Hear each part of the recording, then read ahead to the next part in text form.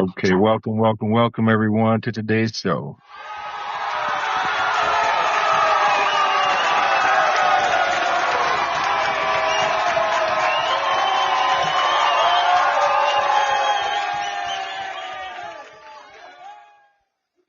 All right. So we're going to jump right in today. So far, we have two panelists, Deborah and Nicole. And our topic, one of our subscribers is saying that there were some statistics showing children from single mother households have higher rates of mental health issues and issues with law enforcement, etc. The stats they quoted said most incarcerated people come from single mother homes. Most teen pregnancies came from women that did not have their biological father in the house. Now, what do you all have to say about this? Mm. Deborah? I was coming. Can y'all hear me? Yes, we can. Okay. I mean, again, I'll repeat what I said. I'll start over. Me personally, I don't go off of statistics that other people take. I go off of what my life experience, what I have seen, and what I know from the experiences that I've had. And Anecdotal evidence versus yeah, like I can't speak for, you know, what data may show, right? Because Mhm.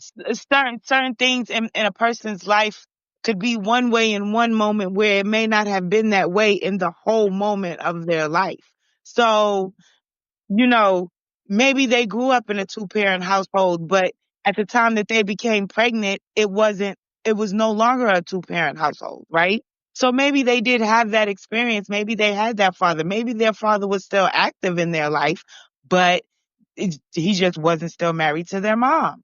You get what I'm saying? So there could still be that structure of having two parents and it not be a broken situation all the time, right? But like what I was, saying before, like growing up in the church and Christianity, you have so many people who hide so many things. They don't want the other members of the church or, the other people in the neighborhood or in the town to, know what's going on inside their household. And these are normally two parent households. These are normally families where, I've seen the children, girl or boy, have babies, get pregnant, whatever, and they will literally hide that fact.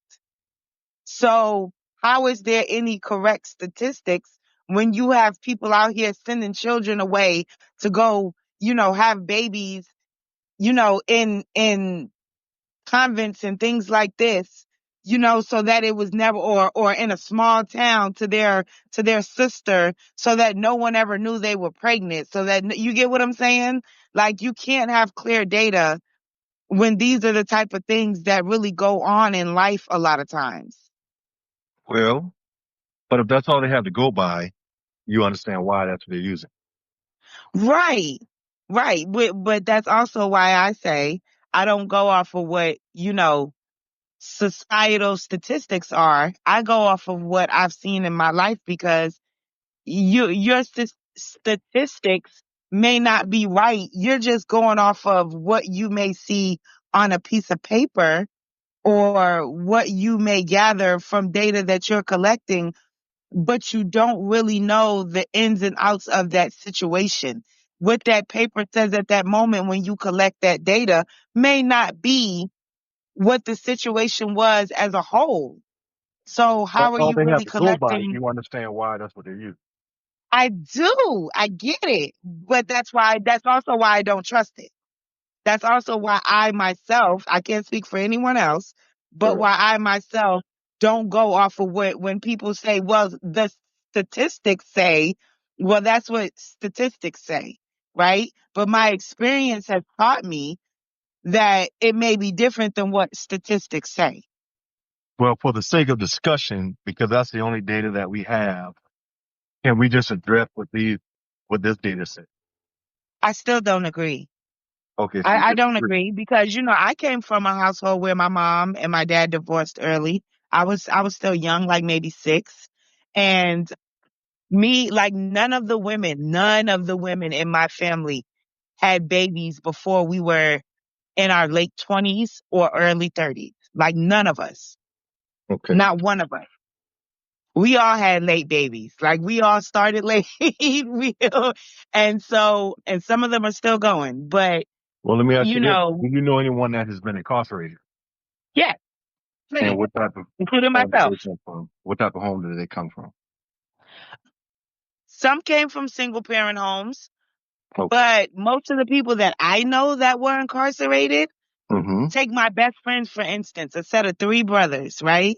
Yes. These are my best friends to this day. Met them in seventh grade, have been like the best of friends with them since then. They're like brothers. They've been inducted into the family, everything. My mom calls them her sons, every last one of them have been incarcerated. And when we grew up, they had a two-parent household. Their parents didn't get divorced until we were like damn near graduating high school. You get what I'm saying? Like, and they had already been in it.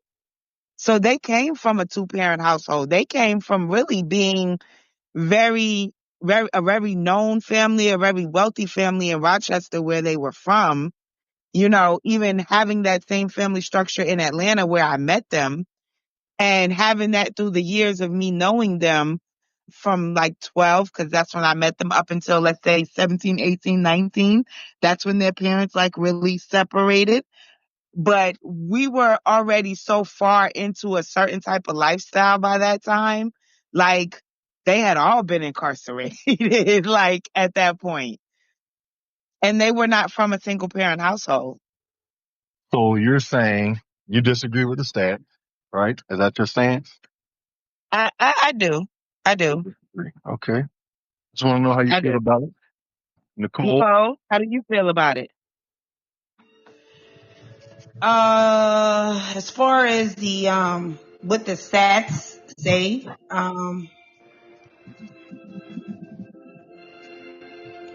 I disagree with the part about the teen pregnancy,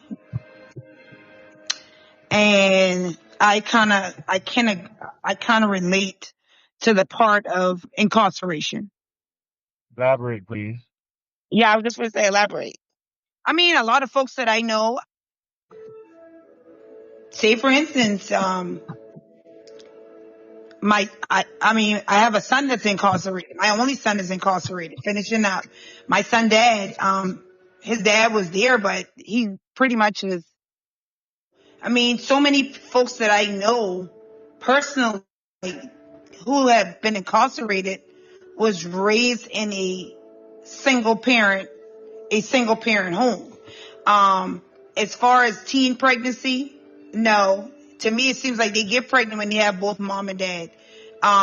Myself, I was grown, already graduated when I had my son. So, and I was raised in a single parent home. Um, just based on what I've seen and been around helps me to draw my conclusions. Not to say the statistics is not correct, but my answer come from what I've been around and what I see. So you So it's kind of like what I said. Like, like Deborah said, based off of what I see is where I really get my statistics from. Mm-hmm. What I'm about you, looking Coach at, Sean? so, you know, And it just can be based on the different for you numbers, because you work in education with kids. It's, on a one-on-one basis. well, looking at the numbers, if I'm looking at the numbers, I think that you would try to determine a root cause as to why are those numbers the way that they are. Mm-hmm. And I can see, friends that I've spoken to, they talked about, as far as incarceration, the guys that got locked up in most cases were for drugs, right? And I don't think that it's okay because this was a single parent home that mom couldn't keep them straight. I think it was more of a result of, because it was a single parent home and there was only one income, they felt the need to help out. And based on where you're located, and now this part is anecdotal. We're from a rural area. And when you're in a rural area, there aren't a lot of job opportunities. The, it isn't a real, job market in rural towns. You have like one grocery store, one fast food chain, and you think about having 200 to 300 males in a school setting, right? High school setting. The grocery store only going to have about 3 or 4 of them. Your restaurants may have 3 or 4. So you got 8 guys with jobs. What you know what I'm saying? What does that leave for the other 150 plus? And Right. if they're lucky enough to have an automobile to drive into a town to get a job, they can, but you're still stuck with a lot of guys who feel like the only way to earn some money and to help out around the house is through selling drugs or doing something else. And I'm not making an excuse. I'm just saying for that part, it's anecdotal. So if this is what the statistics say, I'm trying to figure out why would it be that way? What causes it? And it's something to consider and something to think about. I wouldn't pass the blame on the moms and say, okay, moms are leading them in, because I see a lot of success stories from single moms, especially when it comes to, athletics. A lot of those little guys that get into sports and it's like, look, I got to help mom. So they have the same drive and same desire. Now, Right. when we were growing up, we didn't have all these opportunities. Wasn't a lot of opportunities for sports and sports camps and this football clinic and basketball camp and this travel team, that travel team. So they're getting more exposure. And the kids are like, yo, this is my way out. This is how I'm going to help mom. So I think the same way that guys in the 80s and 90s moved to peddling and hustling, running numbers, selling drugs, it was more to help out. And nowadays they have different opportunities. Okay. I That's definitely just, agree with that. I agree with that. And I'll say, my family is from, though we were raised in the big city in New York, my family comes from a small town in Georgia called Georgetown, where there was literally one Piggly Wiggly, one paved road, and every other road was a dirt road. And we visited there every summer, when I was growing up a lot of times, if we weren't, in Barbados and, out of the country where the other half of my family is from. And when you come from really rural towns like that, where there is not a lot of money, you don't have many outlets to like be creative. And one outlet is drugs, which will nine times out of 10 lead you down the path of incarceration, a lot of times. So I can definitely agree with that, with the small town thing, Koshan. Because I've seen it happen to my family, even my cousins that still live there now, who still stay in Georgetown, Georgia, or Eufaula, Alabama, which is like a hop, skip, and a jump away from Georgetown. They stay getting locked up, but they won't like leave that area to go somewhere else that will present more of an opportunity for them because that's all they know. And they had 2 parents. You know what I'm saying? Like until my aunt died and until their dad passed, they had 2 parents. That wasn't an issue. We have a lot of in the rural town where we're from. That tends to be the issue too. They get comfortable in what they do. Jail no longer scares them. They in and out, and some of them come from a good household. It's not even the fact of where they have to help a parent or something like that. It's just I don't know. They don't get comfortable in doing what they do. Yeah. I think excuse from at that point. I think representation matters. What you see is what you tend to just learn and know, and you don't really think that there's anything outside of it, right? Unless you are presented with something that looks different. You can see it on TV, but it's in the tube. So that's like a fantasy to you. You know what I'm saying? You don't really believe that those places may really exist. You know what I'm saying? And I think that I just had this conversation this morning, as a matter of fact. I just think that anytime there is a missing parent, there is a deficit, because you can be the best mother that you can be, but you can never be a father. You can be the best father that you can be, but you can never be a mother. And so those deficits a lot of times bring forth some of this dysfunction and those other things that lead to some of the stuff that we're talking about, incarceration, things like that. Sure indeed. I know some folks that comes from the best of two family home, Cosby style living, Gambino style living, and they ain't got nothing going on with their lifestyle. I mean, and they have seen it all. They have been advised. They have been. You cut out, Nicole. But I think what I get where she was going with that, and I know that happens as well. And you can come from the best. You can have parents that were together and all that and still end up on the wrong side. And I think that's again that representation. You can have that, but then if you go to school and now you're interacting with those kids that have single parents and all of this, and you want to kind of rebel because your parents kind of kept you away from these things, and you kind of tend to go into that, and then it's hard to get back out. So it definitely can happen. And at the end of the day, I feel like it comes down to personal choices. I don't believe in Still not as clear. yeah, I don't think that you can blame it on kind of product of my environment type thing. Oh yeah, you sound very low. Yeah, it's real low. Low. Am I low? Are you using the exact same phone you were using the very first run through? I don't even know if it's done. All I know is you made it. No. Somebody's un. We're live. It looks like Nicole and Deborah are unmuted. I can't mute because it makes me call in every time I touch the button, but my environment is quiet. Like there's nothing, not a TV, not a person. Yeah, Nothing's in my maybe background. that was Nicole because I don't hear the background anymore. So can you hear me though, Deborah? Yeah, I can hear you okay. fine. Nicole kind of cut out, but then when she came back, she was a little low. I'm good. Oh. Yeah, no, Nicole, now I hear you very well. I hear you very well. But yeah, I think it all boils down to, at the end of the day, personal choice, right? I worked in law enforcement for a very long time, and I just could never subscribe to the. Can join any live. Hello. Yeah, we may not know. Somebody's unmuted. What's going on? That's not Yeah, me. I don't know who that is. Is that Liz? Hi, how are you? No, because Lizzie's not unmuted. No. She's muted. Well, and Who is that? All I know is you need to speak into the mic. So it's coming, Nicole, when you unmute, that's coming from you. Yeah, when it you is. unmute.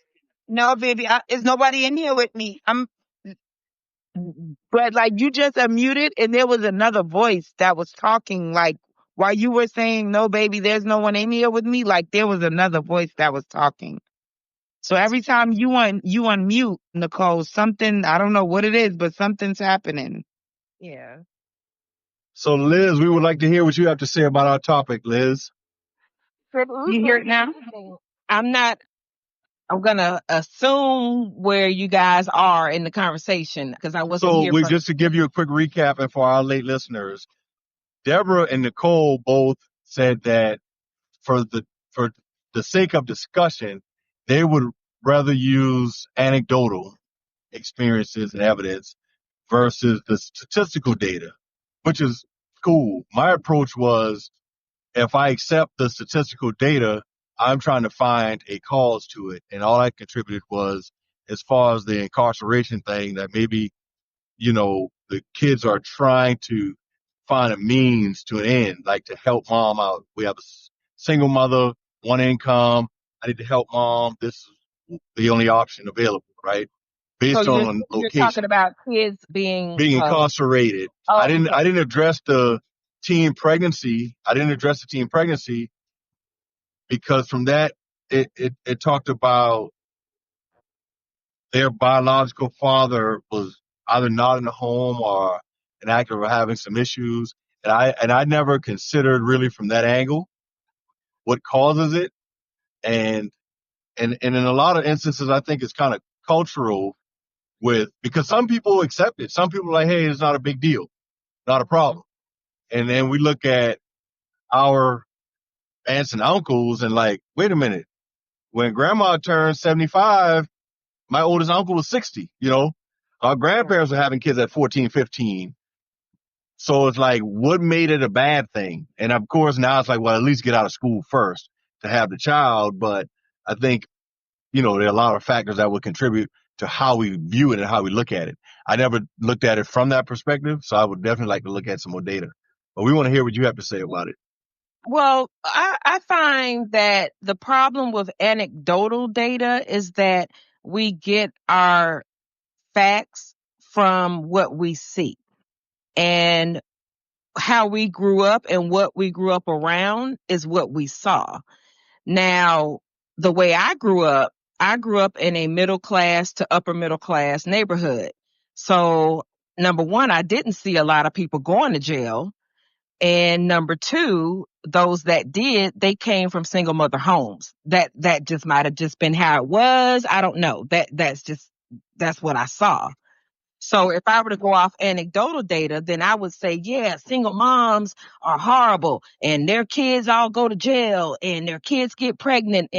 But I have to take a step back. And now that I'm older and I've been educated, I take a little bit of both. So I look at statistics and I look at anecdotal data. Someone who came from the projects is not going to have the same experience that I did. Okay. A lot of people who excuse me. That being said, I feel that what I've found is that it is the quality of the parenting that you receive that determines the output or the type of children that you rear. There always will be outliers. There will always be a child that goes rogue. There's always a child that will not follow what the parents do in any circumstance. But as a whole and in general, if you have two high functioning, emotionally stable, emotionally intelligent parents, they generally, generally, from what I've seen, produce high functioning children who don't tend to go that route. Now, you can have that as well. And like I said, still have kids that are going to go their own route. Like Tavana said, at the end of the day, it is about personal choices. But I think that if you are presented with more options than someone who is not, you're going to take a different path than someone who is not. Someone who has the option to go to school, to get a college degree, to go to the military, who can play D1 ball and get a scholarship. Those who have those options are going to fare better in the long run as a whole than someone who comes from a mom. I'm going to give you an example. So when I was in nursing school, I was a health educator for pregnant teens for a research project. Okay. What we found was that these young ladies, so what we did was we did health education classes for pregnant teens from 15 to 19. Okay. The purpose of the project was twofold. Number one, it was to find out if they had any sexually transmitted diseases because HIV was running rampant in Atlanta. And if they were positive, treat them. Or if they had an STD, treat them and then educate them. Half went to just the health education class. The other half went to my class, which is a 4-week workshop where we did self-empowerment. We taught them condom negotiation skills. We actually took dildos and showed them how to put condoms on dildos and showed them how to negotiate with their partner they were already pregnant. So we might as well, you see what I'm saying? So, Right. so, so we had a little more leeway with what we taught them versus, young girls who were virgins who never had sex at all. So we had a little more leeway with our language, with how we taught them, with the things that we exposed them to. And then the goal of the research project was to see how many of them were reinfected or newly infected at the time of delivery.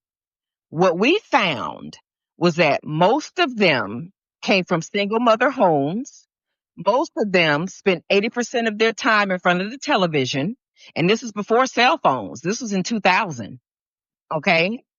I did this research project from 2000 to 2002. That's when I worked on it.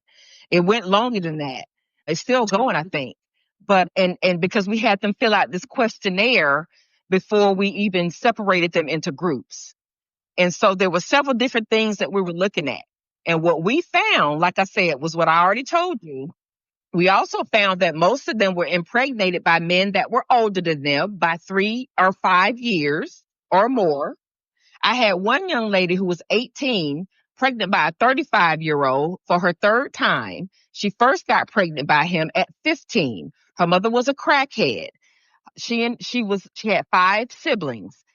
The mom would take their food stamps and all that and go sell it for crack. And she was responsible for trying to get her siblings fed. She was the oldest at the age of 15. So when she went to school one day and this 20-something-year-old man came cruising through the parking lot in his Cadillac and took her out to eat and bought her clothes and her brothers and sisters' clothes, they were wearing the same clothes to school over and over again that couldn't even be washed because they didn't have money to get the clothes washed. You see what I'm saying?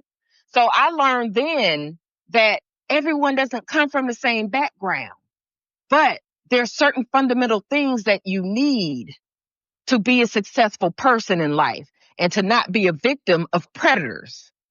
And that's men and women. These young men are predators of older drug dealers who see these young kids who want to feed their brothers and sisters and their mother because their daddy ain't nowhere to be found. And then you do have a lot of well-off, people like, well, what about the rich white kids? They're not peddling drugs. They're using them, but they're not selling them. They're not going to jail. The sellers are, not the users. Okay? So I say all that to say it opened my eyes to a lot of things. And there are a lot of nuances to parenting. Okay? But there are still some very straightforward things that should be in place if you want to have a productive, successful child. And one of those things is at least one parent who is emotionally intelligent and attentive, who knows where their child is, who's watching what they're watching, who's monitoring who their friends are, who's not spending 12 hours at work and a 12-year-old is spending 12 hours at home by themselves. So the next door neighbor's boy is coming over and messing with her. And now she's pregnant at 12. You see what I'm saying? So I may be a little all over the place because No, I get passionate. No, I hear you. We hear you you. said a lot. I get passionate when I talk about this because I've seen the effects of it. And I'm tired of the excuses that people make. Well, all kids do this, or you can't control what your kids do, or, you can do all this and they might. No, if you're an emotionally intelligent, attentive parent who's in tune with what your child is going through, who your child feels like they can come and talk to, who they feel, who their friends are, all of that, male or female, you can be a successful parent. But I do have to look at statistics that show most single males are better parents than females, statistically. I can agree with that. Why do you think? Totally. Why do you think that's the case? I think that's because that's where I was going. I think that's because women, especially single parent females, have so much emotional stress. And my mother was a married female, and I saw the emotional stress that she went under. And I knew, and I saw, and I felt when she took it out on us, when she was mad with my dad, when she was mad with the stuff that was going on in their life. And my parents were married. So I know if my mother, who's a married woman, is taking things out on her children, I can only imagine a woman who's got 2, 3, 4 baby daddies, single mother, is taking stuff out on hers. That's not all, but it is what it is. She's got to be having a difficult time, and that's got to be felt by her children. I agree. Yes. Yes, I I agree. look at my And I can staff. say I look at my anecdotally staff. Wait, though. wait, wait. I look at my staff and I know how much money I make. And I know how much money they make. I don't have any kids. And I know sometimes I miss a bill. So I know if I have no kids and I'm making 3 times what this young lady is making, I know she's struggling. And she got 3 Mm. kids, whether they by the same man or not. Right. She's got to be struggling. And her kids have to be feeling that. Because when her daughter says, I want to be a cheerleader, and she says, well, baby, you can't because I don't have the money and your daddy ain't paying child support. Now there's a young girl who could have been a good cheerleader, a choreographer, or a dancer, but she can't fulfill that dream because her mama can't afford for her to do that. Mm. And some of that, and I will say, here's the sad part. Because when it comes to things like that, some of that is not even that the parent can't afford it. It's just that it's become so ridiculous nowadays to afford it that you can't even make it happen. I agree. You get what I'm saying? Like, because back in the day, I used to be a cheerleader. My mama didn't have to pay for nothing but my uniform and my sneakers. There was no, we had fundraisers for whatever trips we went on. Like, they weren't asking the parents to pay these thousands of dollars that now have to be paid for your child to be a cheerleader or to be Or in, anything for that different things matter. like that or anything for that matter. Yeah. Yeah, Because, you made a great right. point. My sports, you're right. You're I right. want to And, say and so something it's right not quick. even that we can't afford it as single mothers, like with what we make. It's because so many things have become outrageously So overpriced. But I as a want to high talk school coach, about. let me tell you why they started that before you go, Coach Sean. You know why they Go ahead. started that though? Because the school is footing the bill, and not in all cases, but they started to notice that the cost of doing these things, like getting them to the meets and stuff, like renting the buses and paying for the Gatorade, all that was now starting to dig into the budget. Okay. Now we put a small fee out there, and we had so many people who said they could not pay it, but your mama come to the game dressed in her MCM outfit and her nails done with her $500 cell phone. And so 100%. the I schools see that too. recognize that, and they're like, no, we can't do this anymore. 100%. All right. Or your So I daddy want showing up in eight gold chains. Yep, You know what I'm saying? With yep, 10 rings on his fingers, yep. but to you I want can't to take pay for my new cleats. a different approach to the same challenge that we see. But again, I've been involved with sports since playing as a youth. I've coached forever while in college, immediately out of college, and I was discussing with some other guys how politics and a lot of other things have so many consequences and it affects so many things, right? One thing that I always researched and talked about was the effects of what we consider new neighborhoods. And this is from a rural perspective. In the past, when it came to sports, you go out in the country, you got some strong, fast country boys. They played Thoroughbreds. sports, they played football, they were just athletic, they ran track, whatever. But a lot of that early development came from within our community. So we all grew up in stair steps, right? Where you got a cousin, you're in the second or third grade, you got a cousin who's a senior. He has a brother who's a sophomore. Two of them are freshmen in the neighborhood. Then 8, 7, 6, and they all teach one another what you learned at school. You taught your neighbors. We played in somebody's backyard. We had a neighborhood football field. We'd go to the park or the school outdoor court, and you played, right? It wasn't monetized. You played, you learned, and you were good enough to make a high school team, compete, and make college teams, like get recruited without all of these things. And now that we no longer live near our village, and I do it intentionally when I go to visit someone in a new home, and I always ask who the neighbor is, and they do not know. They have no clue. So if you don't know your neighbor, a lot of times your kids don't know who lives next door. They don't ride the buses anymore. Schools have 300 cars. The car lines have 300, and maybe a couple of people are riding a bus. So there's no social interactions. There is no opportunities for social interactions. And the kids lack conflict resolution skills as well, because, you're playing ball in the backyard, you get into an argument, a scuffle, shove the ball, do whatever. You resolve that conflict before the parents came home.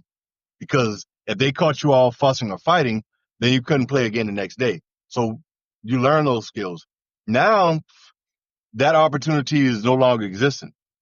So it's like everything costs now. For your kids to play basketball, a fourth or fifth grader to play basketball, they have people now that are charging $375, $400 a month. One guy, I took my son to a gym, and he was like, "Hey man, I can train low, man. It's only $750 a month." And I was like, That's "Bro, ridiculous. $750 a month, and my mortgage was $480, And six I hundred think after escrow, taxes, and insurance, and you want me to pay you $750 a month to do what with my son that I can't do?" But everything is monetized. And aside from the schools, when you think about AAU tournaments now, AAU used to be for elite athletes. Now it's just something for every child to do. Get on a summer team, get on a fall team, get on a spring team, and they charge five. And how the circuit works, if you're a team, you want to have access to a gym. You want to host a tournament. If you can get 20 teams to show up and you charge with these 20 teams, if you charge $400 per tournament, okay, I made $8,000. Now that money is going to be used for your team to travel all year. You have $8,000. You want to try to get to about maybe 4 tournaments, right? Every other weekend, you travel somewhere for 2 months in the summer. You catch 4 tournaments. You got $2,000 on each tournament, and that should cover refreshments, hotels, registration fees, and whatever your kids need.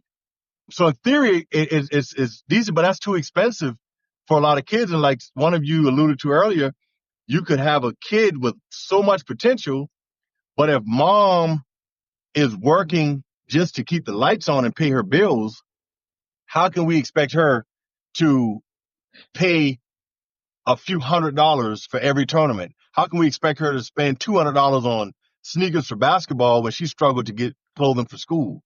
And again, what you said, Liz, from an educator's perspective, we do judge parents because it's like, well, you're saying you can't afford this, but this child was wearing an Apple Watch and has this iPhone and the new Jordan 5s. So can you not afford it, or is it not a priority? Which one is it? So, and I don't want to just put a blame game out there when we talk about whose fault is it, who's doing what. But this is a good topic to discuss. I know. I'm It sorry. definitely is. No, it definitely is. And in a lot of ways you are correct, because even like when I put my son into football when he was a peewee, right? He was in the peewee league at this time. And he's only 13 now. So at that time he was like what, 4 or 5. It was a total of maybe $200 for the whole season. That included his uniform, knee pads. The only thing I had to really pay for was his physical and his cleats. And luckily for me, he just happened to be at the park. Some of his cousins played. He happened to be at the park that day, running around, with some of the football players, and the coach seen him. The coach actually offered to pay for his registration fees. So most of what I would have had to pay, I didn't have to pay, because the coach was just like, I want him on my team, period, point blank. And he was willing to teach him everything he needed to know. So that just kind of worked out for me. But recently, me and Carter moving back to Florida, when I reached out to like the Optimist League to kind of look into getting him into football outside of the schools, because he was homeschooling, and he can do it in school as well. But I just wanted to look at what it would, look like outside of the schools. You're talking about $600 for what? For a uniform, for a piece of cloth and some knee pads? I still gotta, you know what I'm saying? I still have to purchase the cleats, and I still have to contribute to those things.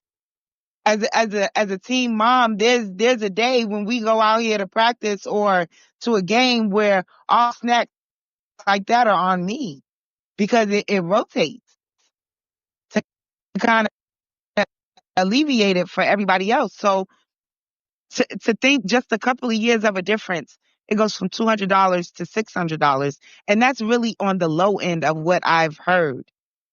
It's insane to think that everyone can afford to put their child in these activities. You know what I'm saying? With the way that everything else is rising.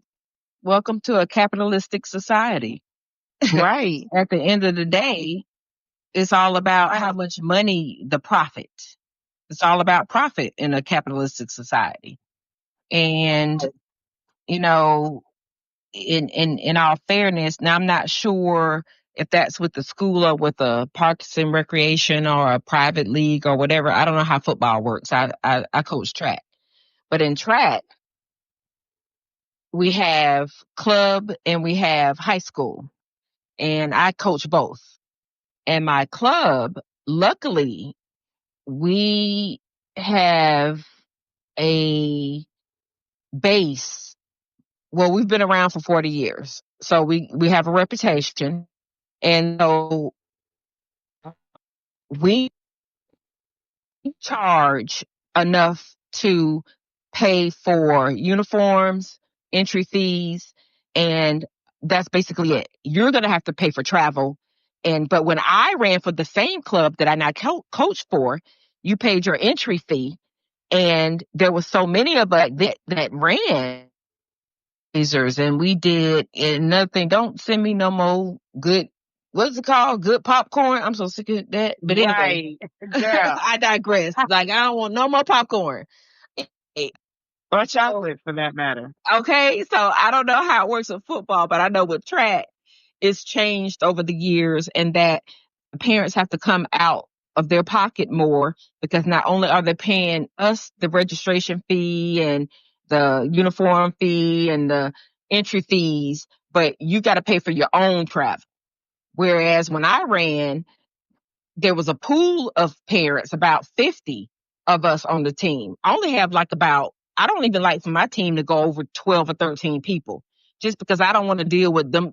I can only deal with 12 parents. I can't deal with any more than that. Now when I ran 50 parents, but parents are different then. Parents back then, they drop you off and go home and mind their business.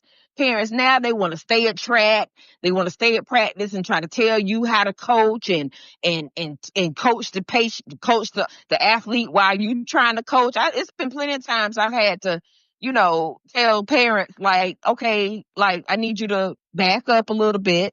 So everything's kind of changed, but at the end of the day, we're one of the few. I'm not doing it for money. We don't do it for money. I don't make no money off of my kids, but a lot of them are, because some of these coaches are feeding their families off of these fees that y'all are paying to let these boys play football. Right. Because how can you justify where this money is coming from? Like, I could get a uniform made for under $100, and it'd be your exact same uniform, right? So if I get the uniform made, I buy the cleats, right? I buy the knee pads, because all of that now are things that parents have to be responsible for. So even if I buy all of that, They don't provide that anymore? no, they don't provide that anymore. That's crazy. No, that's why I said when Carter was a peewee, girl, yes, they were providing all of that. Like, you paid your 200 and you got the helmet, you got the knee pads, shoulder pads, you got the elbow pads, you got, you know what I'm saying, the uniform, and you just had to make sure you got the cleats. That was the only outside of that 200 that you had to spend, was getting those cleats. So, like, when you're looking at that, that's reasonable to me, right? And I can understand having to even go still buy the cleats, even as, especially as they get older, because it gets more expensive. So I wouldn't expect for my son doing sports that his school is going to pay for his sneakers. You know what I'm saying? Like, I know that's something that I'm going to have to come out of pocket for. But outside of me paying whatever initial fee I pay, I shouldn't have to worry about a uniform. I shouldn't have to worry about protective gear, because how in the world are you teaching these sports and you don't have these things? So can you imagine a woman with stair-step kids that all want to play football being Right, able to do that? right, But then they want to call her a gold digger because she wants child support. That $300 right. a month, really? Are you It does kidding? nothing. It does nothing. Yeah, It doesn't do much. You know what I'm saying? But yeah, I did want to touch on, at one point, I don't remember who it was, but they made the point of, I think it was you, Lizzie, men being better single parents than women. yes. And in my experience, I have definitely seen that men are better single parents than women. And I don't know if it's because, they're so doubted in most situations that they, really force themselves to show up in a better way, in a better light. But I have definitely seen, if I compare the single fathers that I know to the single mothers that I know, the children of the single fathers are definitely more well-grounded, more well-rounded, more grounded, and they are more willing to open up to their dads and speak to their dads about what is happening in their lives than they are to their mothers. And I think part of that may be the fact that, and I hate to say it, if a man has custody of their child, oftentimes it's because there's a glaring deficit in the mother. Otherwise, unless she voluntarily gave up custody, a court won't give a Mhm. man custody, full custody, unless there's some glaring deficit in the mother. Right. So that could be part of it. But I also think that part of it is that, again, if it is a man who is willing to take full custody of their child, he is at a point in his life where he is stable enough emotionally and financially to give that child what they need. And oftentimes, most women have more than one child, and it's difficult to do that, to raise more than one child. Deborah, you have one. Can you imagine if you had two? Girl, I wouldn't have to. Okay, all I'm right. just gonna tell you that Okay. now. And listen, Most black I'm women, not gonna say never, but if God sees fit to make it okay, happen I got before my you. childbearing years are over, trust and believe. He also has given me the discernment to make sure that this time around I think a little bit deeper. I pay a little bit more attention, Yes, and ma'am. I understand what I'm getting myself into. And here's the thing. Exactly. I feel like he spared me so gracefully in my first time of having a child, Mm-hmm. because it wasn't the most ideal situation. You know what I'm saying? I told you guys before, didn't exactly know exactly who Carter's dad was at first. You get what I'm saying? Like, Yeah. and that's okay, right? I took ownership of that. I didn't hide it. I didn't do anything. But either one of the people that it would have been, they would have been absolute great dads. Mm-hmm. Absolute. It wouldn't have been a question, because they both were from, and I mean, I have to say this, they both were from two-parent households, good households, great households, right? And they were so mature and so, like, great about the situation, even all the way through up until we knew exactly who it was or whatever. And what I lucked up with was, though I had to give my son's dad some grace in some moments in his life, because he is a little younger than me, so his path looked a little different than mine. But financially, I was always good. So I never worried about that part. I never asked him for nothing. I never stressed him for nothing, because he actually made me feel better about the fact that he couldn't do financially, but physically, And every other way, he showed up. Hey, can I get, he lived with his parents. Can I get him for the weekend? Can I take him on a trip to go meet the rest of my family? Can I do these things? And I never once, not never once did I say no. And that Not goes back never to what once. I was saying about a child having two emotionally intelligent, stable parents. Right.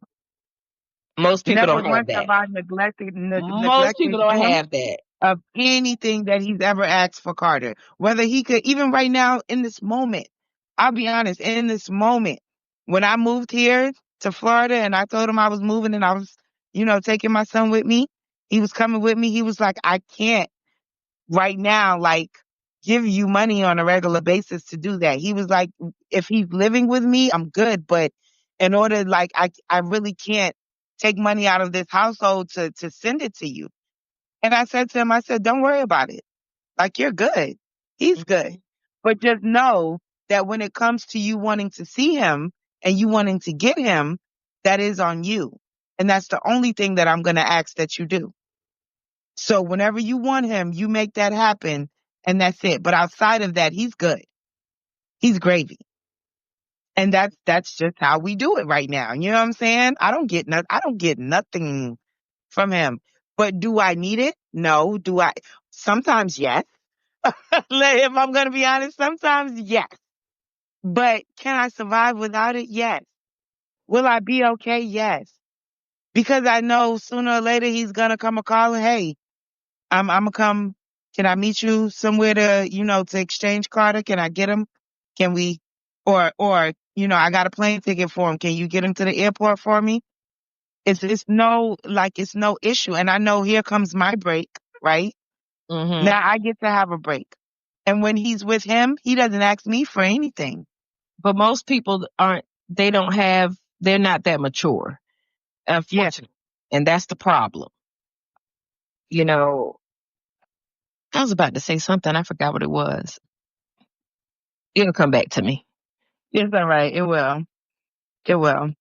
And I've actually had some of my like guy cousins who are in situations where they have these unbearable mothers of their children. And they're like, how do you do it? Like, how do you, how do you like balance yourself emotionally to allow certain things, you know, whatever, however. And I'm like, because my emotions don't get put into play. I can't let my emotions control what happens here. Oh, I know what I was going to say. And that speaks a lot to you and your maturity and your because there's another statistic that shows that most and I'm going to speak black women because we're black women and black men. Most black women have more than one baby father, but most black men do not have more than one baby mama. So I say that to say you are already an anomaly because you were one and done. Because you knew what you need, you know what I mean? You knew what you could handle, you knew what you but so many of us just keep going. We just gonna keep testing the waters. We just gonna keep Right. trying to find, and it's selfish because while we're doing that, we have these children we're pulling along with us while we trying to find Mr. Right. Right. Well, I want to chime in. This is Nicole. I've heard y'all, heard the conversation. I'm a mother of three. I thank God for them. They all by one father. I've always raised up in a well-to-do family. I wanted three kids. I had three kids. And thank God they all have graduated. They're grown, going on with their lives.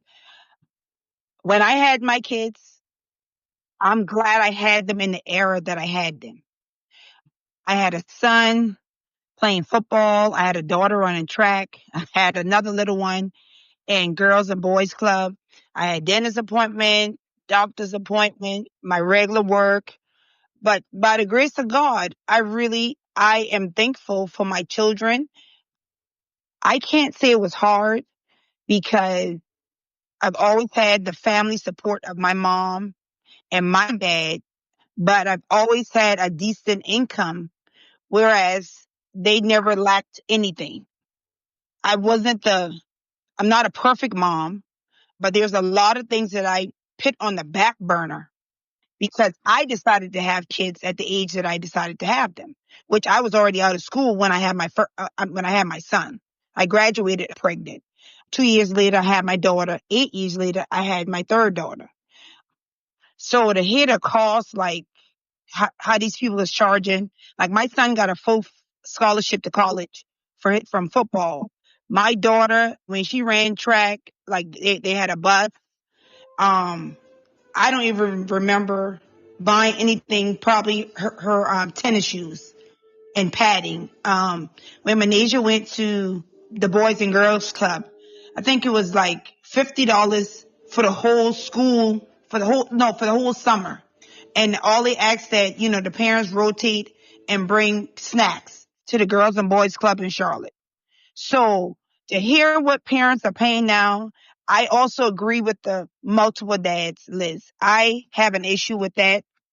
It was really sad because I got married and couldn't have kids because I never wanted kids from multiple fathers.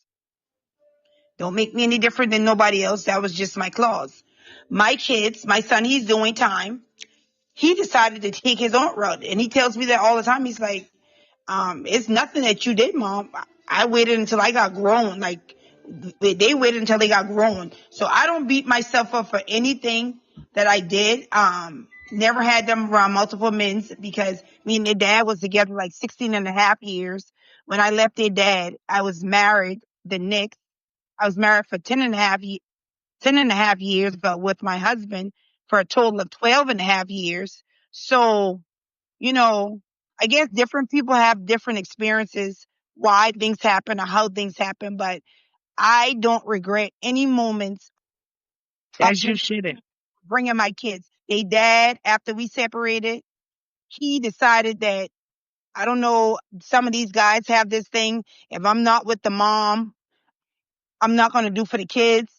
It was one incident. Manage was like 1 year old. My husband used to go pick her up from the babysitter. I called him one day and I said, can you pay, which was his aunt, $40 for daycare?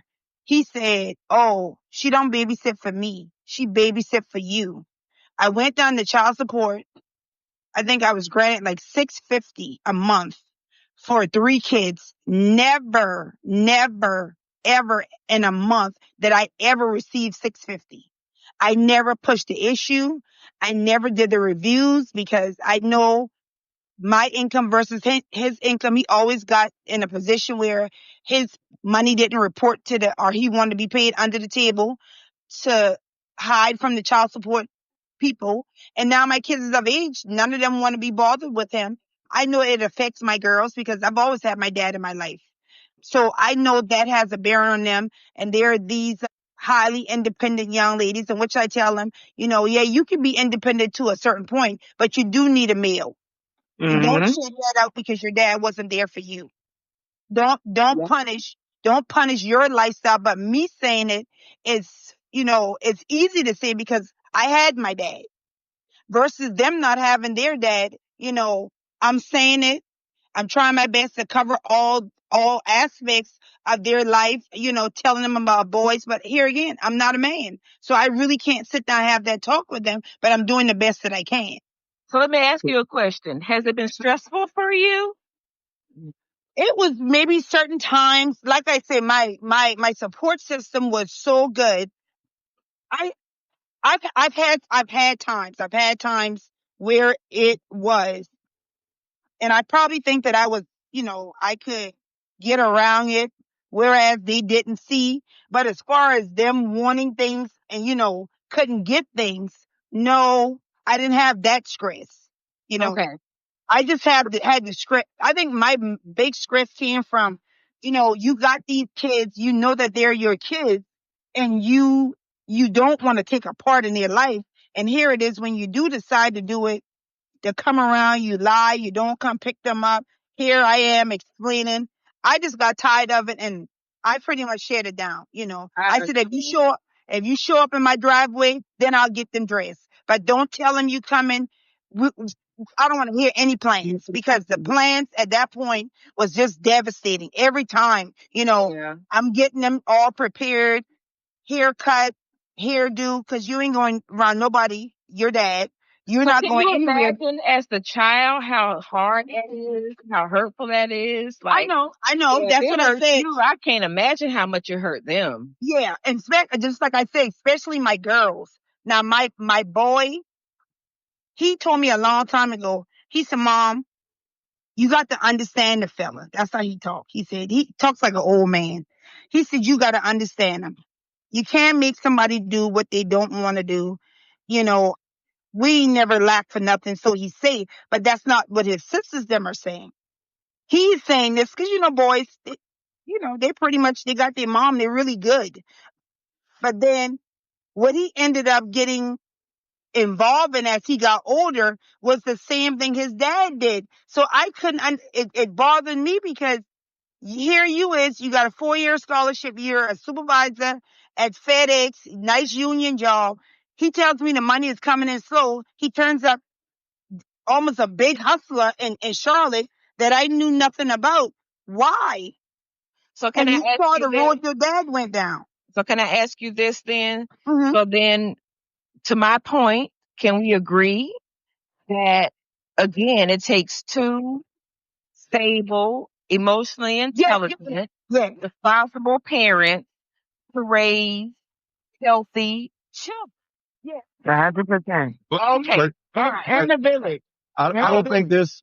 I don't think that Nicole example would really fall in that same category because what she, I don't know if you all remember her saying, her son went through school, no issues, graduated college scholarship. Right. He was a great football player, standout guy. They state championship teams, and he was an adult in his career and made this decision at almost 30 years old is what we're saying. Right. So that So goes back to what was first said at the beginning of the conversation, and that people will make their own decisions. People will right, I people. think Tavana Yeah. said that because Yeah. at what Yeah. point, Exactly. But yeah, and we also talked about outliers. yeah, at So what point do some we outliers. relieve? What? No, I just want to know what point do we relieve the parent? You relieve the parent once the child becomes a fully capable, responsible. Exactly. I don't Like blame my them for my any of that. children, my Yeah. children, my son is 21, my daughter is 24. Mhm. Anything that they do now, that is not on my back. Correct. Okay. Now my 9-year-old, that's on my back, right? Because I'm still responsible. I'm still leading and guiding you, and I'm still leading and guiding the 21 and 24, right? Never. However, my influence is there. My inf- my influence is there on the 21 and the 24, but they definitely have free will. Whereas, you know what I'm saying? The 9-year-old, not so much, right? I still have a very hard hand there, right? So I will not be responsible for, and I will not feel bad about any of that because at 21 and 24, they have done counseling. They have done all that. I have made sure that anything that was hurtful and unadjusted and from divorce and all of these other kind of things that they had to experience, that I provided every possible resource, you know what I'm saying, for them to be healthy and whole and healed as adults, right? From things in their childhood. So anything that you choose now, that ain't on me. Don't Right. ain't nobody gonna Yeah. say, oh, now I mean, of course, will people say, oh, Savannah kids, of course, Yeah. right? Because that's that, you know what I mean? But I won't say. You can say whoever can say whatever they want to say. I know what I did, and I know how I raised you, and you know how I raised you. So, like with Nicole's son, if he was 30, child by that's on you. Because Yeah. Right. 100%. my kids know, even when they was little, go to DJJ if you want to. You gonna sit there. They're gonna mark time served. And even now, in 21, and I don't care how old you are, I'm not coming to nobody jailhouse behind you. And I swear on my everything on that. I'm not doing it. You better use that one phone call. You better use that one phone call to call somebody who actually gonna come and get you, because you will waste it on me. Don't call me. Especially depending on what you're in there for. I don't really give a damn what you're in there for, because at the end of the day, unless if it's something that you know for a fact is some kind of racial profiling or something, you better yell that in that first 2 seconds of the phone call, because otherwise, I'm hanging That's up. what I mean. Because even with certain things, like being a cop for as long as I was, my kids know to be proactive. You need to. It might look stupid, sound stupid. Do a sweep of this car before you get in somebody's car. Matter of fact, don't even get in nobody's car. You got a car. Why you in somebody else's car? If somebody want to get in your car, pat their ass down. If you don't want to get patted down, you ain't getting in here. So my kids were taught this. So to me, there was never an excuse for you to be calling me from a collect number, because you should have taken the precautions to ensure that there was no hand to one, hand to ball. Or I don't want to hear it. Well, that's what my son is in jail for right now. Something went bad, CIAA. And like I say, he was hustling, but he didn't go to jail for drugs. One night, CIAA, guy was robbing the next guy. It was all over the news. Him and his friends came out. Guy had a fake gun, pointed it at him. His 2 friends gunned him down. He's the driver. They got his car tagged. There's a no snitch rule. I'm not going to tell you who the guys was. You saw the tape. You saw me. You saw the other 2 guys. He took it, and he always tells me. But the reason why that I pay so much attention to him, because Shaquille is a real intelligent guy. Shaquille always tells me that he feels like God put him up, and he's in jail for some of the things that I don't know about. So that's being responsible. And like I say, I never took the blame for what he did, because he was grown, had a good life going. But for whatever reason, one night turned into a horror night. He got to deal with it. Right. 100%. Question. Let me ask you a question. So if we are to move ourselves forward as a community and change things, do we go off of statistical data or anecdotal data? I think you have to use both. I think at the end of the day, first of all, anything that we're talking about statistically, you gotta give with a blink and a grain of salt, right? Because you have to think about where the statistics are coming from, who's checking the checker. You know what I'm saying? Yeah, now I have a master's degree and I just finished one, so I know about that, but the average person doesn't. Right. So my thing is the statistics, you can skew them, right? Right. It ain't always what it's all cracked out to be statistically, but you can see what you can see. Like, can we see if you walk through, we're in Columbia. So if you walk through Alvin S. Glenn Detention Center right now, per capita, there are more Black people in there than anything else, right? So with that, you're going to be able to say there are more Black people, men or whatever, incarcerated than whites and others, right? Because that's what you can see. But when you start digging is when you try to figure out why that is, right? And it's not always what we think that it is, because a lot of times, and this is just from my experience working in law enforcement, the people perish for a lack of knowledge, right? So the reason that there are a lot of Black men, especially in jail, is because they have no idea that they didn't have to be there, right? They listened to an attorney who told them the worst possible scenario, never told them the other side of the shoulda, coulda, woulda. It was just, if you don't take this plea, you're going to possibly get 25 years. And at 19 years old, you see what I'm saying? You gonna take Savannah, let me ask you this right quick then. But most of those that are in that situation, what kind of charges are they facing? Like, it can be a lot of I've seen it. I've seen it from the rooter to the tutor, from a simple possession to a murder, right? Gotcha. So because at the end of the day, the system The system, people are, oh, the system is rigged. The system is not rigged. Let's be very clear. It's not rigged at all. The system is the system. If you go get a deck of cards from the store, that deck of cards is not rigged. In order to rig it, you have to alter it, right? So the deck of cards is the deck is not fact. The deck is the deck.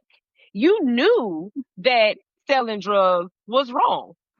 You cannot sell drugs and then say the it was stacked against you. No, you knew that that was wrong. You knew what the consequences of that would be. You made the choice to do that. You can't put that back and say, "Oh well, it was stacked against me. It was rigged." No, no, no.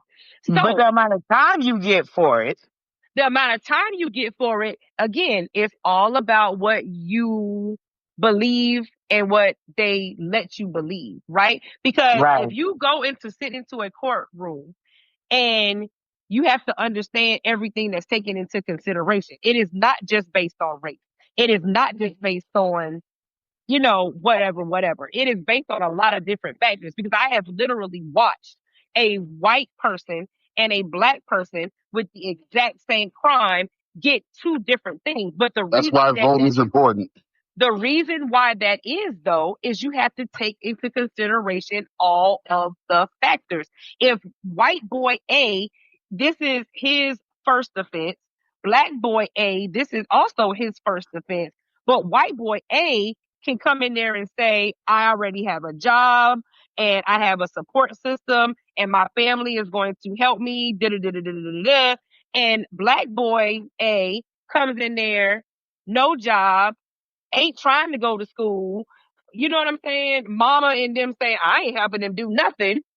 There go your difference right there in the sentencing, right? Because it's about the recidivism. What's the likelihood of recidivism? And Right? money. And so Let's not forget about the money.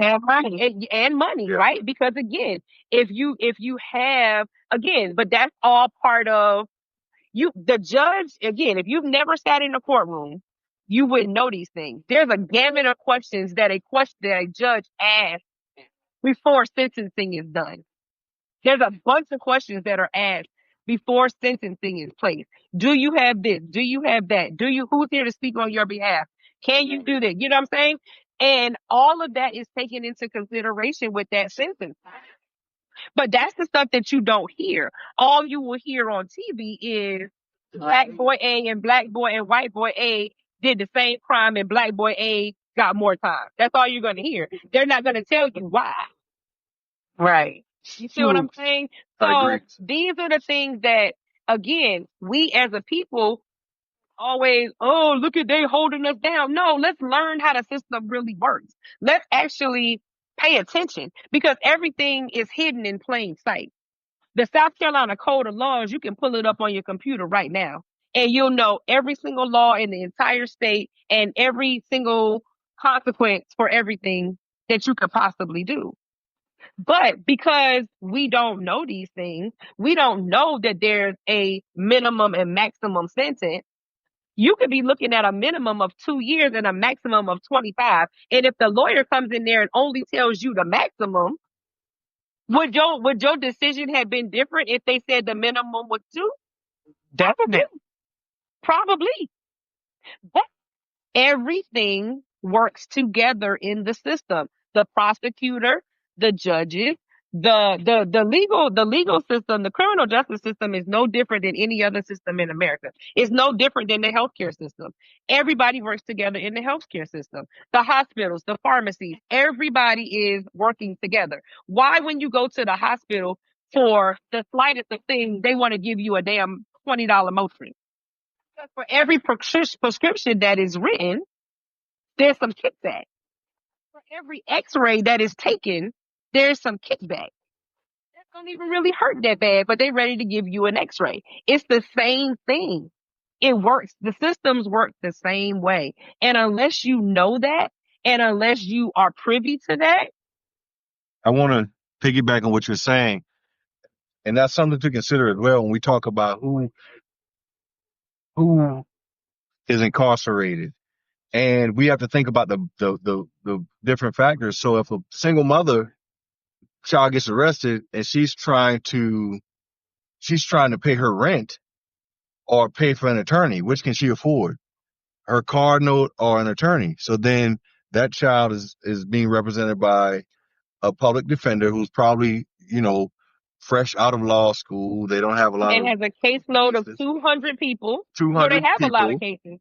Yeah. Yeah, a lot of, there are 200 cases by people who are indigent, and they're just trying to get it done, get this caseload and these death Having the sentences, paperwork on the desk. They don't even know pushing your it name. through. They don't And even talk to you until sometimes the morning of your case. the morning of your case, and they don't even know who you are, Exactly. versus someone having money and wait a minute, Eli.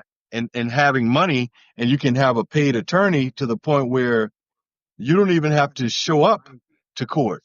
You have a paid attorney, and they're like, "Hey, just bring $5,000 by my office. I'll get this thrown out." This attorney went to law school with the prosecutor. They're friends, and who knows who. So they are They're several all factors friends. that That's contribute it, to it. again. And that's what I'm talking about. It's the system. It's the system and how it works. Because I worked at probation parole for 10 and a half years. So I've seen every side of that. And I have literally left court and we all, the probation agents, the prosecutors, the judge, and the public defenders and attorneys go eat. These are not separate systems that are working, right? So, and they all work together. It's all about numbers. It's all about how many we gotta do. And you see what I'm saying? All of that works. If there's too many people in jail and the jails are overcrowded, people gonna start getting probation. But if we got room for you, this is taxpayer money that we right fill up. So we can put a few more people over there. And this is really how it works. But the general public has no idea. Just like the general public doesn't really sometimes know that police officers have quotas. They're not pulling you over because because they want to. You got a quota to meet. Oh, we know. Right? So, and again, so this is just the kind of stuff that I feel like as a people, if we would take the time to want to learn, take the time to want to listen instead of a lot of just, you know, whatever it is that's going on as to why we're not learning it, it would really help. Most of us aren't privy to these spaces that teach this. Most people aren't in spaces that talk about this. Mm-hmm. So how do we change that? Because most of us, myself included, if I had not been encouraged to, I'll be honest, if I had not been encouraged to join TikTok and I started listening to different panels and realizing the rhetoric that is out there, I would never have known the rhetoric is out there. The rhetoric, the propaganda, the worst thing human beings in the United States of America could do is watch the news. I tell people that all the time. If you watch the news, you are one of the most uninformed people on the planet. Not uninformed, misinformed. Because So how do you explain that to someone who grew up around grandparents that's all they watched? It was different then. The news was truthful then. There's a law. But how do you tell people? No, it was. This is research. There's a law. Ronald Reagan changed it. Listen, Ronald Reagan changed. It was mandated that the news was truthful and unbiased. It was something that was mandated. Ronald Reagan changed the law. This is something I found out in school doing research, right? He changed the law and it was no longer mandated. So that is when all the propaganda and bias reporting started. So you made a great point. You have and to answer her question, and we talked about this before, you have to unlearn this crap. Until you are willing to unlearn. And when you really come to the consciousness in your own brain that everything you know is what you have been taught and has a fallacy somewhere in it, you're not gonna change. But there has to be someone or some people in your life to explain that to you. If there is not, you're never going to know that. You're going to believe that what you're being taught and told is the truth. Absolutely. But when you get in a circle, let's just say you get in a circle and somebody is saying that, instead of listening and trying to logically process it, what do most people do? That's not true. That's not true. That is not the truth. Happy Valentine's Day, everybody. You're not even trying to step outside of what you thought has been true for all your life. You have to have the willingness to want to believe that it's unfortunate, but you've kind of been sold a pipe dream for your entire life. And that's a very bitter pill for some people to swallow, right? Because they want to believe that everything they granny and they great granny and their mama told them was the truth. But you have to realize that what they were taught was not. You see what I'm saying? And a lot of people aren't well ready and willing to deal with that. And then if you kick in the religious aspect of it, a lot of people really ain't ready to talk. You see what I'm saying? So what do you do with that? Right. Have that begs the question. How do you get people to listen? How do you get people to see? And the We're touching on some divide great in points. Something that the you, divide in the black community is, I said this to somebody the other day. This is going to be the best 4 years for the Republican Party because the divide of black people is their greatest asset. and we definitely It's are their divided. greatest, it's their greatest asset. It is their greatest asset. Donald Trump and them don't have to do nothing because we are their biggest asset. Our lack of divide is their biggest asset. The reason why things like the Montgomery boy bus boycott and the civil rights movement, the way that all of that worked and was successful is because there was no divide. This was black people coming together from all over, doing things that needed to be done in the best interest of the people and the culture. We don't have that no more. And that is their biggest asset. Well, we're definitely divided with information is important. I don't want to go too far off topic. Going back to what Liz was talking about, we have to be able to research and review information and data. And Liz, I was getting my head chewed off because I'm not trying to be partisan, just trying to get people to research and look at some information. Everybody's all up in arms about Elon Musk and what's going on, right? Couple of quick things. One, Elon Musk started out with a $465 million advancement from President Obama in 2010. He received a $465 million loan to work on electronic vehicles. Remember how when President Obama took over, how high the gas prices were, the cost of oil, and he wanted these energy efficient cars and stop making Hummers and guzzler taxes and all that, right? So they gave this man $465 million. It was cool then. Now everybody's upset if he gets a contract to do what he had been doing the entire time. We wanted energy efficient vehicles. Now he's Because trying to make people energy don't efficient. remember that. They don't remember that. That is short term memory. Yes, Yeah. exactly. Again, when they talk about budget cuts, right?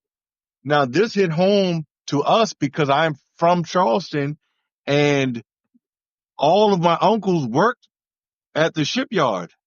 My maternal uncles worked at the naval base, right? A lot of family members worked at the naval base. These men, their families were uprooted. They had two options: move to Jacksonville or move to Norfolk, Virginia. In 93, how many people were able to just uproot their families and move to Jacksonville, Florida, or move to Norfolk, Virginia? How many wanted to? And they thought that the $25,000 buyout was something.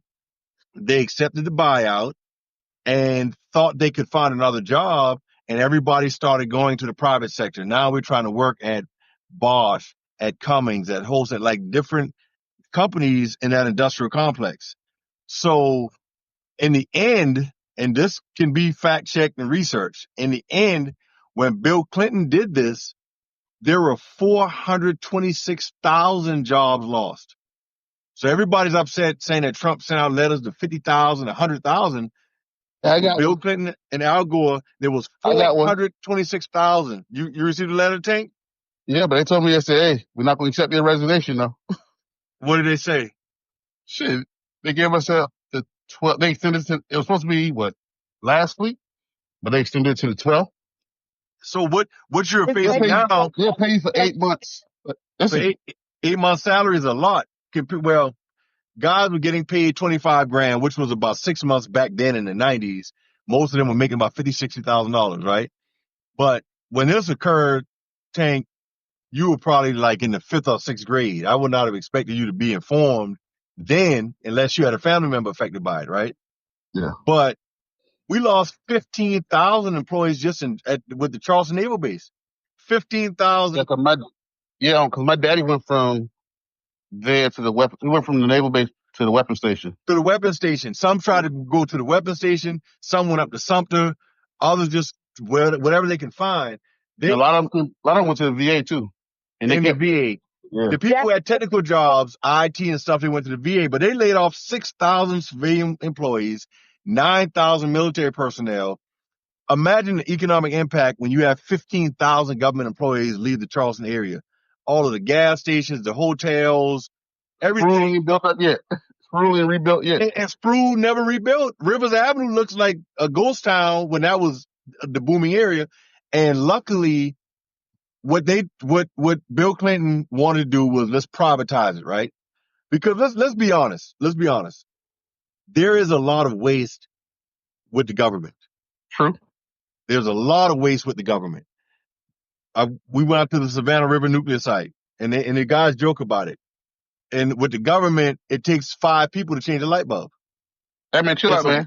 I used to be It's a running joke, but literally, it takes 5 people to change a light bulb because four of us stand on the ground on the floor, and one was on the ladder. And listen, man, not only that, when you put the work order in, you have to get the procurement person to send somebody out to check it to make sure it's out. Then they have to send an order. One person is going to deliver the bulb. Yeah. One person's on the ground. One is on installing it. So you got 5 people making $30 an hour to change a light bulb. I did it for 9 years. You see what I'm saying? So they're like, hey, we need to cut this out. This is wasteful spending. And as a matter of fact, you know what we're going to do? We're going to have a request for proposals to private companies who can come in and change light bulbs. Anytime a light bulb go out, we call them. They come in and do it, and they just bill us $40. Yeah, it's cheaper. Yeah, it's cheaper. So as harsh as it seems, it's the logical thing to do. But again, the internet wasn't invented. The internet wasn't public then, I should say, because it was intranet only. But the internet wasn't public when Clinton did this stuff. So the information didn't spread, especially to cities and towns that weren't affected by their government cuts. Because you had a lot of people that didn't have military bases or wasn't on the list of closures. And who knew to go look for this information? Right. Other than the people that were affected by it. Right. But what I'm saying is, hold on. That's what you're saying. Jacksonville is still a very industrial area. I live here. They got other industries. And you know what happens? Rich people are like, you know what? This base is abandoned. This is what happened in Charleston. The guy that owns Denton Shipyard, he's like, what? Well, the Navy left. We got a whole shipyard here. And with ocean access, this man started his own shipyard, Denton Shipyard. Bought it for cheap. And bought it dirt cheap and received government contracts. So instead of paying the Army base, instead of paying thousands of people to work, they call him, hey, we need this ship repaired. We need this done. He comes in, he has 500 employees, gets it done. And they're looking at it like, look, man, we're saving $97 million a year. So we did the right thing. When it comes down monetarily, we did the right thing. So other companies are like, well, you know what? Charleston has all of these skilled workers. I can move here. I can open businesses here. I need to get a cut from the government. I'll call the governor. And what is the governor going to say when you have 15,000 people out of work in Charleston and a company like Volvo, Mercedes, or Boeing says, well, you know what? I'll come and I'll bring 2,000 jobs, but you got to give me a tax break. What do you say as the governor? But guess what? Though? Also, with Volvo and Bow and all them coming to Charleston, that hurts the government. That hurts the government employees as well because we can't get a higher cost of living raise because people going to Volvo for like $15 an hour and shit like that. Like Oh, right. in Atlanta, like doing the same job as somebody in Atlanta, they getting paid $10, $15 more an hour. The cost of living in Right. Charleston is the same as Atlanta right now. Right. So that ties into another topic. We'll go all night about that. I was arguing in a group with a lot of my frat brothers and some educators. And I keep emphasizing the importance of education in schools, like the data. And again, Liz, if you aren't privy to it or you're not in those circles, most Like, people don't know these things. Most people don't even think about these things. And the only reason I do is because I'm an educator and have been researching for years, right? Companies view test data. Test data controls everything. That is why those folks went to jail in Atlanta. They don't care about the kids. Had nothing to do with the kids themselves because people cheat every day. How you gonna give somebody fair time for kids cheating on a test? And people cheat every single day, but it skewed their data. They need third grade test scores. Typically you're 8 years old and it's a 10-year predictor for we're going to build prisons or attract businesses. Because if you cannot read by the third grade, the chances increase to over 50% of that child becoming incarcerated or dependent on government. So when they see low test scores in grade 3, okay, we're going to build new jails, new prisons. If these kids are meeting or exceeding, and think about the areas that have very low performance schools and low test scores, right? When's the last time a college was built in these areas compared to the last time a new jail or prison was built? So not only that, larger companies, Damon, and this affects your cost of living as well. I was on a panel with Lockheed Martin, Boeing, and two other companies. This was about 15 years ago. They do not have students coming out with a strong enough background in STEM to replace the current engineers. So I don't know what the data is now, but back then, the average age of employees at Lockheed Martin in north of Atlanta, in Kennesaw area, was 57 years old. Now, because Lockheed Martin makes fighter jets, they cannot hire foreign nationals. So they have no visa employees. They need U.S. citizens. So they're willing to pay us additional money to, that's why it was such a big STEM push in 2008, 9, 10, because we have to replace that workforce. And if you cannot replace them with the kids that you have in your local schools, they're recruiting them from up north. And if you have people, Damon, that are selling $1 million homes in New York, New Jersey, and Boston, where the three highest performing districts are, they can come down south and buy a $600,000 house. It's nothing to them. And they still got $400,000 left. Now your cost of living has increased, all because you have low performing schools. They're going to bring the companies because we still need laborers. And like you said, there's no shortage of labor. Port workers, warehouse workers, manufacturing workers, assembly line workers, we have that, but we don't have the engineers. And when you have to import engineers, it affects your economy.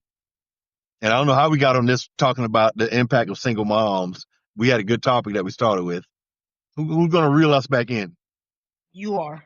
what was the Okay. topic? I missed the beginning. What was the topic? So the topic earlier, we talked about statistics showing that, let's see, children from single mother households have higher rates of mental health issues and issues with law, etc.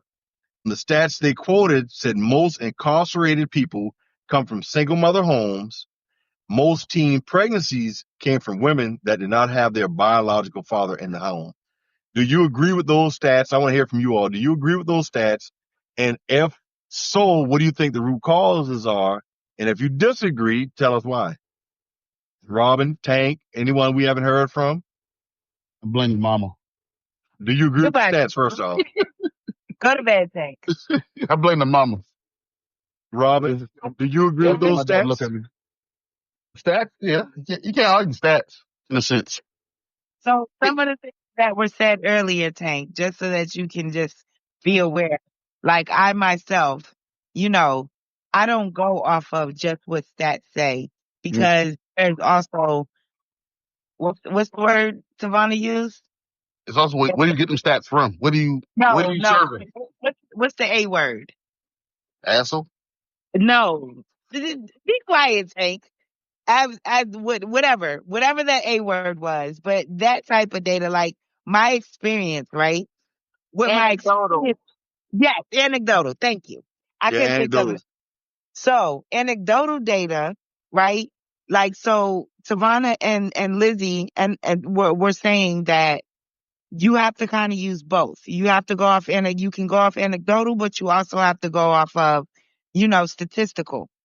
I myself, said that I don't really look at statistical data too much because statistical data can really come from just what you're seeing in this pocket in time when you're doing this research.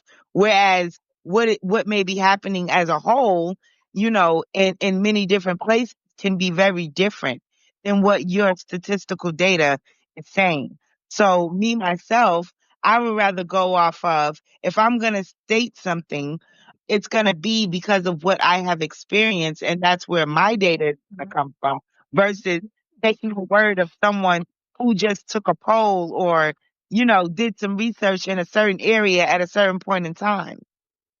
So those are just kind of some of the things that were spoke about earlier and some of the ways that the ideas kind of shifted and changed within the narrative. Well, I myself go off both. And I have enough. Well, I just got my master's. And what I learned in my master's is even if you get statistical data, you have to look at the whole study. Number one, you need to look at who did the study, why they did the study, how And many where? people were in the study. And where? You need to look at any biases in the study. For example, was there the Hawthorne effect, meaning that people act a certain way just because they were being observed? So there's a lot you need to look at. But because I know how to read a study, I feel more confident in using statistical data than I would think someone who does not have that education behind it that knows how to read a study, if that makes sense. So they may feel more comfortable using anecdotal data, but I know how to use both. Well, and both are skewed, right? Because it's like what Lizzie was just saying. The statistical data is going to be skewed by a ton of different factors. And what Deborah was saying, the anecdotal is going to be skewed because you're only going off of what you can see. You don't have any idea what's going on in Wisconsin, right? So your analytical data is only going to be from your vantage point, right? Which is not really that helpful when you're looking to try to figure out the greater or bigger, you see what I'm saying, of something because you only had what you had. So I think both are can be flawed, both can be helpful, but if you kind of merge them together, you can kind of say, okay, well, this is probably the consensus. Well, statistics are just statistics now, and anecdotal can be considered statistical data as long as it's recorded. And that's all statistics is interpreting what was recorded. I agree with you all. It's like, who did they interview when they asked those questions? Nobody asked me, right? Right, because you can look at Family Feud and say that. You were like, what the Yeah, who did they ask? But it's just a sample of data. yeah. Yeah, yeah, it's a sample. They all say 100 people were, yeah, 100 people were asked. Even with the Nielsen ratings, right? Uh huh. Do you know anybody with a Nielsen box? What is Right. it? That's how they get the so that's how they get Your televised data. Now the smart TVs are supposed to have them embedded for them to determine how many right. viewers watch the But back in show. the day, Yeah. when there Back in the hadn't days, you had even to have have a a box. Nielsen box, Right. what black people you knew had Nielsen boxes in their house? Did you know any? Zero. Right. I But had then one. they told you that these are what the Nielsen ratings showing. Okay, yeah, the Nielsen rating is showing that, but who did you ask or who did you poll? And so you're giving us this quote unquote data and statistics from a very skewed point. And I think that's just how it always is. Because you can look at any study. Oh, this was a study that was taken of 1,000 people from this, 1,000 people. We calling something a fact off of 1,000 people when there's 1 billion people in the world. I'm sorry, I can't really get with that. Like, I'm not taking this as something I should really be paying attention to when it's 1,000 people. Tavana, my son's here listening to the podcast, and he said is 8 billion people. I said she's just speaking figuratively, Aiden. Listen, the boy. He heard it said billion people. His little math brain, he's talking about. I thought it was 8 billion people in the world. But you made a very good point. Be quiet. So now I want to hear some more feedback. Do you all agree? And if so, what are some contributing factors? I want to hear from people that haven't spoken yet. Unique, Robin, Shaw's here, Tank is here. Tell us, how do you all feel in our closing minutes about what these statistics say? Do you agree? If you do, what are some factors that contribute to it? If you don't agree, tell us why. Now I see Robin, your mic is on, but I don't hear anything. And Tank, you have to give some feedback, Tank. You can't just say you blame the women. I was being facetious. I was being facetious. Right. He's just clowning with you out. Read that statement again. It says, statistics showing children from single mother households have higher rates of mental health issues with law, etc. The stats they quoted said most incarcerated people come from single mother homes. Most teen pregnancies came from women that did not have their biological father in the home. I think there's some truth into it, but a lot of this now goes back to we don't have the big mamas no more. Some real talk. We don't have the big mamas no more. Because you look back when we had big mamas, anybody in the neighborhood, everybody in the neighborhood was your parent. Now you can't even speak to your neighbor's kid no more because neighbor get upset. So there's a lot of what's the word I'm looking for? Old values is missing. It's gone away with the big mamas gone. I definitely no community. Definitely no community. Definitely no community. But so I mean, I do. Well, let me not say that because I still have a great community, but I know there's plenty of people out here within your community. I don't mean calling aunties, stuff like that and FaceTiming. We're talking about literally in your community. Well, like where I am now, absolutely not. Because I'm not in the greatest of areas, so I'm not really about to utilize this community. But when I say community, I do mean like if I was still in Georgia with around the rest of like my family and friends and the people in my mom's neighborhood, right? The kids in the neighborhood, we know these people. We know their families. We still like our kids still go out and play together. We still hang together. Like, So can you get someone to pick your son up from practice if you can't make it? Yeah, absolutely. Will your neighbor go and grab your son? 100%. Okay, 100%. your kids get off the bus. Is there someone whose house they can go to and get a meal and everything until you get off work? 100%. Okay. We have done plenty of times. We have done it in my mom's current neighborhood. You get what I'm saying? My mom's been in her neighborhood for like maybe 15 years. Okay, so she has that neighborhood. Those are things that we were talking about earlier with like now everything costs. There's a cost associated with everything. Right.